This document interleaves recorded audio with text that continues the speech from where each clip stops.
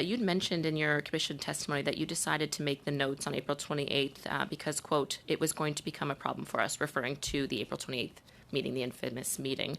What specifically seemed inappropriate about the commissioner's remarks or conduct that sort of sent off these sort of alarm bells in your mind?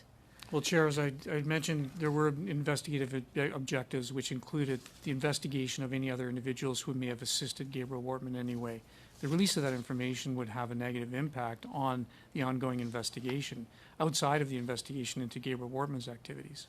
You had wrote with your notes, as we know, that the commissioner said she had promised the Minister of Public Safety and the Prime Minister's office that this information would be released. Did she say promise? I believe that she did say promise, yes. And you went on to write that the commissioner said that you didn't understand, you mentioned this in your opening remarks as well, that this was tied to the pending gun control legislation. So she was specifically tying this to the government's legislative agenda. Is that correct? Yes, that's correct.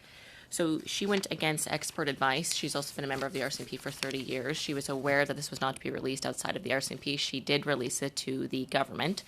Is that my understanding is correct? Is that correct? Well, as I understand it now, it was released outside of the RCMP to government, which was contrary to the directions that were provided.